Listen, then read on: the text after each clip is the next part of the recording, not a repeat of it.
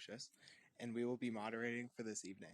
Before we begin, I would like to invite Superintendent Millay to say a few words and to provide the necessary safety reminders for all in attendance tonight.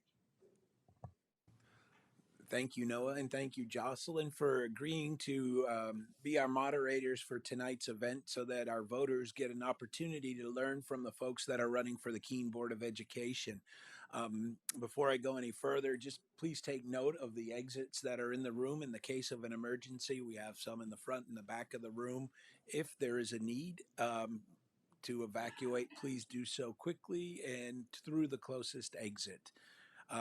Another housekeeping, if anyone needs the restroom, it's through the door at the back of the room, just around the corner to the left, so that you can find that restroom easy enough. Real briefly, real quickly, an overview of the Keene Board of Education. The Keene Board of Education has 9 members that are elected by the district voters.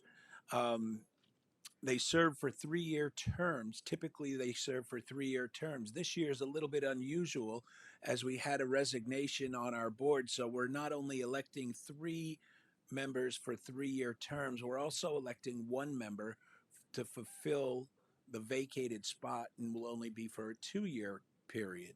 So it's a little bit different that way. The Keene Board of Education has 5 standing committees. Just for everyone's clarification, that those are the Education Committee, the Policy Committee, the Personnel Committee, the Finance Committee, and the Facilities Committee. Tuesday nights are pretty much Keene Board of Education nights, whether it's a committee meeting or a full board meeting. That's when the Keene Board of Education conducts its business. The Keene Board is part of a larger organization known as SAU 29. They are one of 7 districts, and all 7 districts are independent of one another. They all have separate boards. They have separate budgets, separate policies, and they operate independently, but also collegially, I guess I would say that. So beyond that, I think that, it's a commitment that we respect and appreciate for those who raise their hand to run for the Keene Board of Education for any of our board positions throughout the entire SAU. And we appreciate those who have put their name into the hat and look forward to tonight's event. So thank you again, Noah and Jocelyn, for stepping forward and hosting and facilitating tonight's event. Thank you, Superintendent Millay. At this time, I would like to invite our Student Council Advisor, Chelsea Bond, to come up and say a few words about our student organization.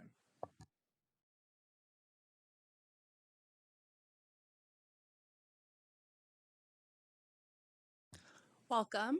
My name is Chelsea Bond, and myself, along with Sabrina Durgan, are the advisors for Keene High School Student Council. Student Council is a student-run organization whose goal is to create a more positive school culture and give back to the community. Members of Student Council are leaders in our school community, and Sabrina and I are very proud of their contributions to our school. Student Council is honored to host tonight's School Board Candidate Forum. We are excited to hear the thoughts and ideas of our 2 candidates. We'll now hand it over to KHS seniors Noah Bondette and Jocelyn Lucis, who will be the moderators for tonight's event.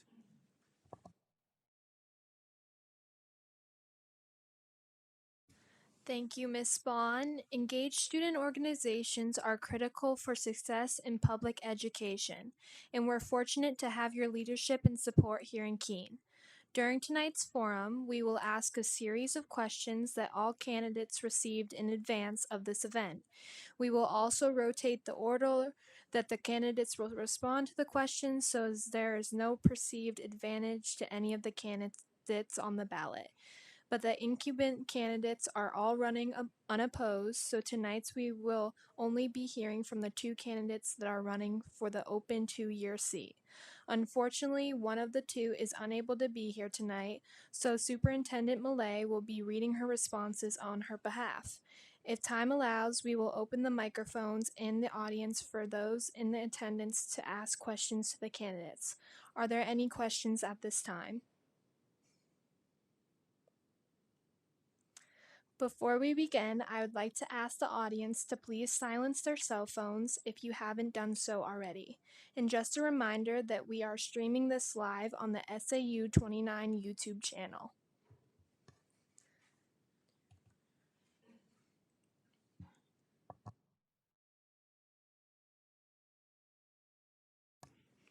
Please introduce yourself and state why you are running for school board. Basically, what experience would you bring to the school board that would benefit students and staff of the Keene School District? Let's start with Mr. Washer. Hi, my name is Jason Washer. I'm a better writer than I'm a speaker, so I'll be using notes, and I hope you can forgive me that. Um, Thank you to the students and the administration for hosting the forum tonight. A little bit about myself. I want to be a voice on the school board that puts students first, because every decision that we make should prioritize their education, well-being, and future success. I grew up in Keene, attended Simon School, and then the middle school and the high school. My parents in the 70s and 80s owned Jean's Pastry Shop, which there might still be a few people that remember that. I've been married to my beautiful wife, Melanie, for 16 years. And our three kids all attend the same great Keene schools that I did. Julia is in second grade, Adam is in sixth grade at the middle school, and Max is in eighth grade at the middle school. After high school, I served in the Navy as a medical corpsman, and then later studied English Lit and worked as a mental health counselor for adolescents with mental health challenges.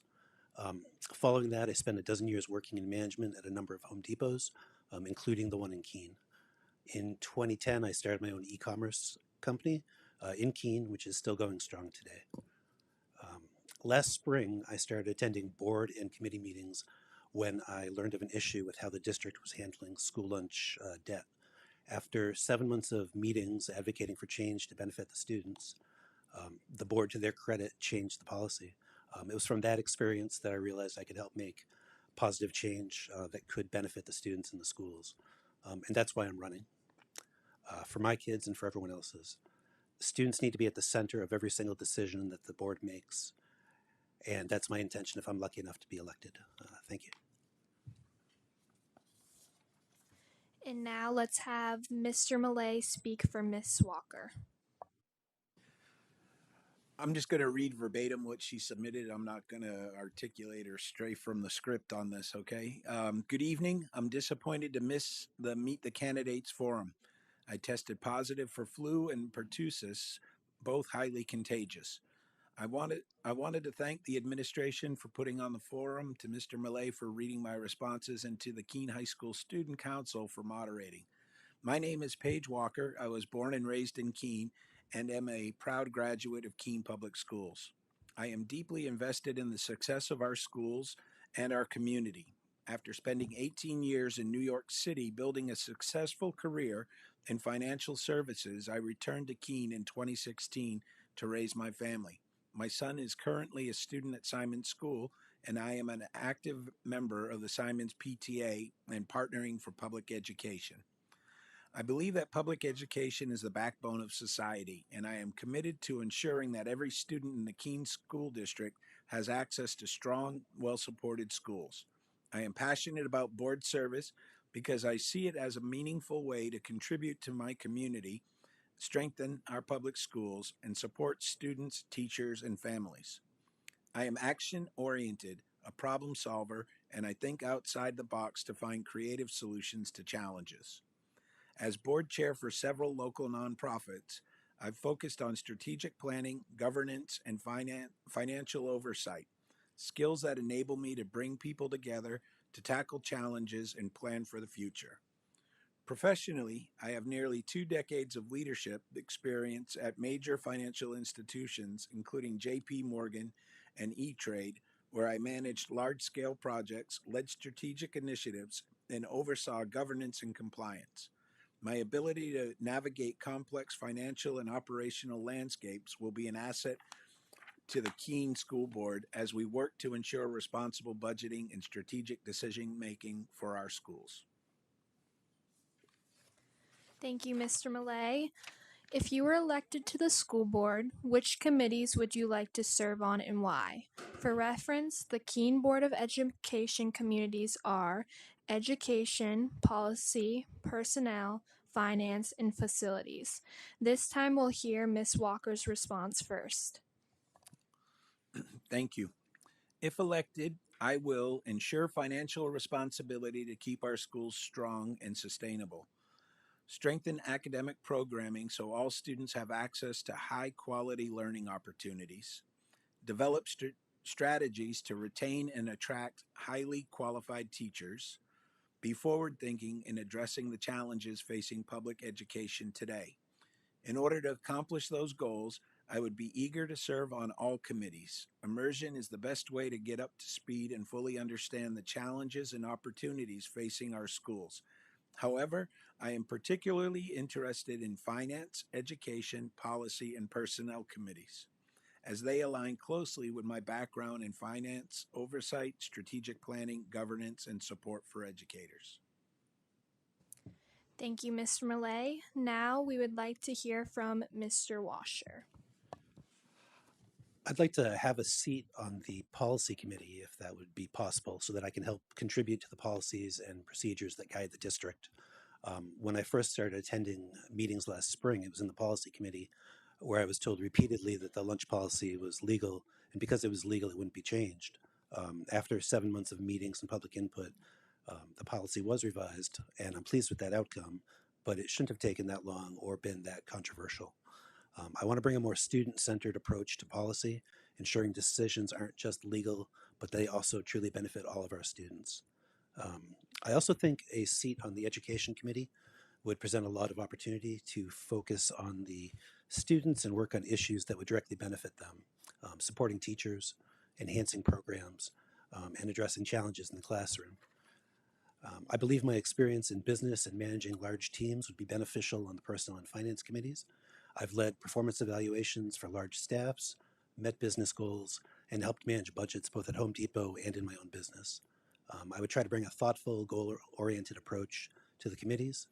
In short, I'm excited to contribute in any way I can, and I'm interested in working with any and all of the committees that would have me. Thank you, Mr. Washer.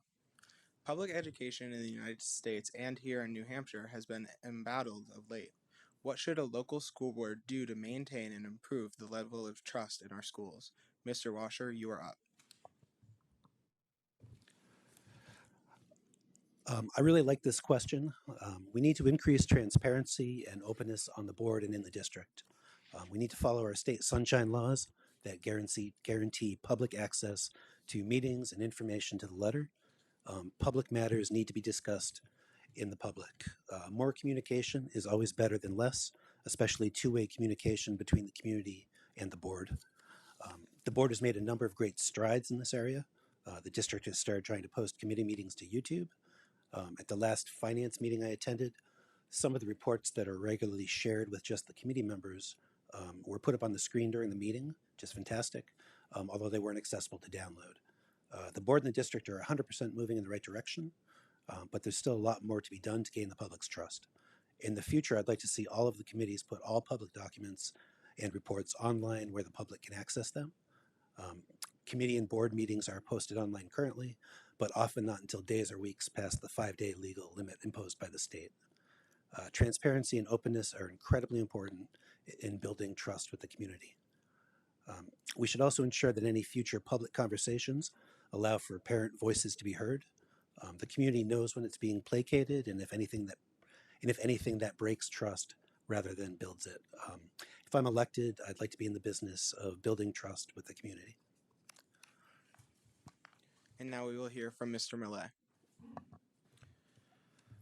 The school board's role to ensure we have The school board's role is to ensure we have strong policies to support students, teachers, and our schools. To do this effectively, we must actively listen and engage with the administration, teachers, students, parents, and taxpayers.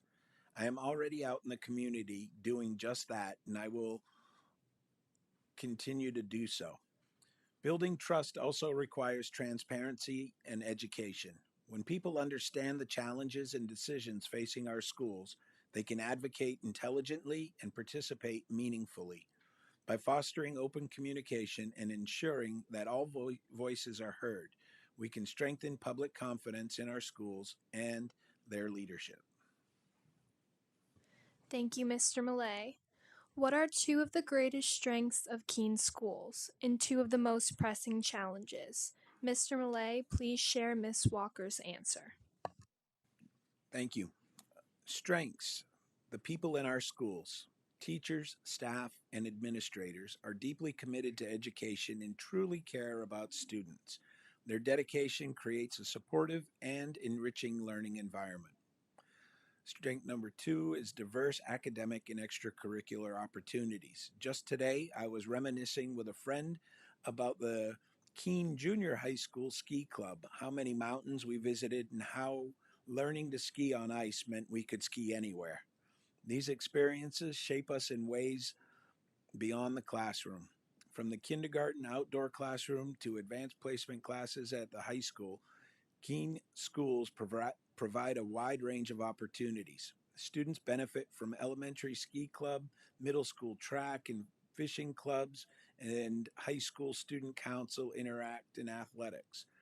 Additionally, the Keene schools partnerships with outstanding community organizations like the Lions Club, High Five, NHDI, and the Harris Center further enrich student experiences, making Keene a place where learning extends beyond the textbooks.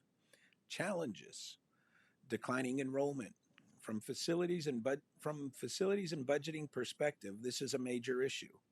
While our fixed costs like facilities and staff remain constant, fewer students mean reduced state funding, creating financial strain. As a board member, I would be forward thinking and creative with solutions. Uh, Second one, the expansion of the voucher system, coupled with decreasing state and federal aid, puts additional pressure on public school funding, making it harder to maintain the quality and breadth of programs our students deserve. As a board member, I would support continuing transparency in education of the Keene School District's budget. Thank you, Mr. Millay. Now for Mr. Washer. Keene has great schools with great teachers. Just one example, because it's close to my heart, is Simon's School. The principal and teachers are fantastic, and they love and care for those kids. And I'm sure that can be said of all the elementary schools in Keene, as well as at the middle school and at the high school. We have great and caring teachers in Keene, and I think our schools are very student-centered. I would also add that the large and diverse roster of co-curricular activities in our schools are also a tremendous asset to the students. A challenge for the schools, and by this I mean all schools, not just Keene, is bullying. And I don't pretend to know what the answer is beyond what our schools are already doing, but I would like to help figure it out. I'd like to try. I think more openness and two-way communication about the problem, not legal jargon, would be a small step in the right direction. Another challenge is finding a way to balance providing a great education for our kids without overburdening the taxpayers. We must pay our teachers and staff well, and we also have to find a way to slow the spending if we can. The impact of the taxpayer this time around is going to be fairly large and painful for a lot of people. We have to try to reduce spending where we can and in ways that don't hurt the kids or hurt the teachers. For example, one of the warrant articles that's coming up on March 11th wants to add $300,000 from the surplus fund balance to the Building Maintenance Trust Fund. I would suggest that given the impact to the taxpayers this time around, we could have added $100,000 to the fund instead. It's a small change, but I think it's in the small things that we can slow the growth of the budget. A lot of taxpayers are hurting right now, and the board needs to show that they're making every effort to provide both a great education and respect the taxpayers. Thank you, Mr. Washer. What role do you believe co-curriculars such as clubs, organizations, and athletics play in students' overall educational experience? Going to start with Mr. Washer again. I think co-curriculars are incredibly important. I heard someone on the board say a few weeks ago, I think it was Mr. Roberts, that co-curriculars are the reason some kids even show up to school. And I think that's very true. Clubs and sports are what motivate so many of the kids, especially in the middle and at the high school. These activities can build leadership, teamwork, and communication skills that prepare students for future success. They build confidence and discipline, and it's on these teams and in these clubs and activities where many students find friendships and a sense of belonging in the schools. In my own family, the music program has made an incredible impact. Music, drama, sports, all the various clubs and activities build community. And if anything, I think we should try to have even more clubs and co-curriculars available to the students. Now, Mr. Millay. Co-curricular activities play a vital role in shaping the whole student. They teach collaboration, teamwork, resilience, and how to navigate both success and failure. Most importantly, they provide a sense of joy and belonging. The relationships formed through clubs, organizations, and athletics are lasting and formative. I played on the Keene High School soccer team back in the day, and my teammates became some of my closest friends. Soccer taught me dedication, grit, and the confidence that I could achieve anything if I put my mind to it. Finding something that you are passionate about, whether it's a sport, a club, or an organization, is essential. These experiences help students develop lifelong skills, build meaningful connections, and make the most of their educational journey. Thank you, Mr. Millay. Do you support the current and proposed Education Freedom Account voucher programs? Please explain your position. Ms. Walker is going to lead this one first. I recognize that there are students and circumstances where the voucher program can be beneficial and provide important opportunities.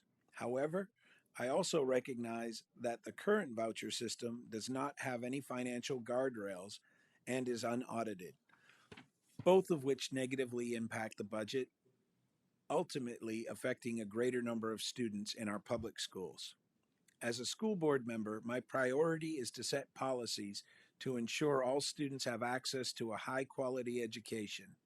Public schools serve the vast majority of students and must be adequately funded to maintain strong academic programs, attract and retain excellent teachers, and provide essential services. Any expansion of the voucher system should be carefully evaluated to ensure it does not come at the expense of the resources and opportunities available to our public school students. Thank you, Mr. Millay. Now we're going to hear from Mr. Washer. I don't support education freedom accounts. What's happening is that they're pulling kids and money away from our public schools and redirecting it to private and religious schools and homeschooling. It's a slow attempt at weakening and privatizing the entire public school system in New Hampshire. Secondly, $5,000 doesn't begin to cover the cost of a private education, and families of more modest means can't take advantage of it. And that creates further inequality. Those families of modest means are paying taxes to support a program that benefits only the wealthy. Once the private or religious schools receive the tax dollars, there's also no accountability or standards or even testing in place to see how effectively the schools are using the taxpayer dollars. Another issue with the education freedom accounts is that some of the funds are being spent at religious schools, despite the constitutional issues that should be preventing that from happening. Vouchers aren't fair or equitable, and they're hurting our public schools. Thank you, Mr. Washer. In seeing how a couple of neighboring districts have had their proposed budget slash, one earlier this month and another about 5 years ago, how do you plan to support the needs at the school without risking similar types of cuts being made in our district? Mr. Washer, please kick us off. It's really a terrible situation that has been happening in the neighboring districts. I think the solution so that it doesn't happen here boils down to openness, transparency, and respecting the taxpayer. We have to build trust. I think the taxpayers need to see that the board is doing everything it can to hold costs steady while still funding a great education for the students. They need to know that every effort is being made to keep costs down while not impacting students. We need to pay our teachers well, and we also need to control other costs where we can. Maybe in the next budget cycle, we hold the annual budget increase to 2% instead of 3%. Or instead of reabsorbing the surplus fund balance into line items in the next year's budget, we commit to using it partially or entirely to reduce the taxpayer's bill. The current board is doing a good job. They're incredibly competent and well-intentioned. People serve on the board because they care about kids and schools and they want to help. But we still need to be better stewards of the taxpayer dollars. We need to build and maintain trust and transparency with the community to prevent what happened in Monadnock and at Jaffrey Ridge from happening here. Show the community where you're saving them the money. Show them where you could have spent it, but you didn't. Show them that you're trying because you are. The taxpayers aren't mean or stingy, and they want great schools too. It's that many of them can barely afford to live here already. The taxpayers who live here are the families of the kids who attend our schools. If we keep raising our taxes, they won't be able to afford to live here, and they won't be able to send their kids to these amazing schools that we have in Keene. Thank you, Mr. Washer. Now we will hear from Mr. Millet. I am aware that the Keene schools use zero-based budgeting, meaning all expenses must be justified each year. This approach ensures that funds are allocated thoughtfully and responsibly. One of the best ways to protect our budget from cuts is through education and community engagement. By holding public input sessions and increasing transparency, we can showcase the great work happening in our schools and demonstrate how funds are being used effectively to support students. If the community understands the value of our investments in education and sees that we are being fiscally responsible, they are more likely to support our schools and advocate for sustainable funding from the state and federal government. Thank you, Mr. Millay. What is your position with the current funding our state provides for local schools and districts? Can you touch on adequacy funding, special education funding, building aid in the statewide education property tax, more commonly referred to as SWEPT? Mr. Millay, if you would like to start us off with Ms. Walker's answers, please.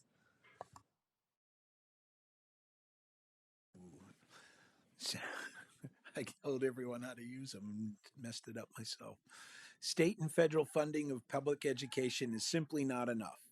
I recently attended a talk by the New Hampshire School Funding Fairness Project where we participated in a budget building exercise. My group was given barely enough money to pay teachers' salaries and mandated special education costs, highlighting the harsh reality of inadequate and inequitable state funding. Key funding issues. Adequacy funding. In 2022-2023, the state calculated the base adequacy amount at $4,182 per student, while the actual cost of educating a student is $20,322, a massive gap that local taxes must cover. SWEP is meant to help cover the shortfall in what the state considers the cost of an adequate education. However, there are two major issues. One, the amount calculated for adequate education is far too low. And two, there are loopholes in the system that prevent SWEP dollars from being distributed equitably. Special education funding. Special education costs often exceed state reimbursements, forcing districts to pull from already strained budgets. Building aid. State support for school infrastructure has been inconsistent, leaving many districts struggling to maintain and upgrade facilities. In summary, state and federal funding are inadequate and projected to decline further. If we want to maintain strong public schools, we must advocate for a fairer funding system, one that does not place an overwhelming burden on the local property taxes to make up the difference. I would encourage everyone to get out and vote on March 11th at the Keene Parks and Rec Center. Thank you, Mr. Millay. Now we're going to hear from Mr. Washer. The state doesn't provide enough funding, period. For starters, adequacy funding doesn't come close to covering what it actually costs to provide a high quality education. The state's definition of adequate doesn't match the real needs of students. This leaves local taxpayers to pick up the slack, which creates unfair gaps between districts. The recent adequacy funding bill that popped up in the legislature recently was ridiculous. Something like 30,000 people registered opposition to it, and I hope that it doesn't go through. I imagine it won't. When it comes to special education funding, the state simply doesn't provide enough support. Our schools need to offer these services, and they should, but state reimbursements only cover part of the cost. That leaves local taxpayers footing most of the bill. The state needs to step up with a fairer approach that gives every student the support they need without putting extra pressure on local school budgets. Building aid is another big issue. State support for school repairs and upgrades has been unreliable and inconsistent, and again, wealthier districts can afford more extensive projects, while lower income areas still struggle to cover the remaining costs or come up with required matching funds to even begin projects in the first place. That's a tough ask for communities without a large tax base. The SWEP tax was designed to make school funding fairer across the state, but often does the opposite. Wealthier communities can raise plenty of money with lower tax rates, while property poor areas struggle. It's not a fair or equal system despite the original intent. Overall, the state's funding approach puts too much responsibility on local districts, creating big disparities. We need a funding system that's fair, balanced, and ensures every student has access to a great education without overwhelming local taxpayers. Thank you again to the students and administration for this opportunity, and thanks to everyone who came out tonight or is watching from home. And I hope everyone will come out and vote on March 11th. Thank you. Thank you, Mr. Washer. We now have time for any audience questions. We do ask that if you do, please come up to the table in front.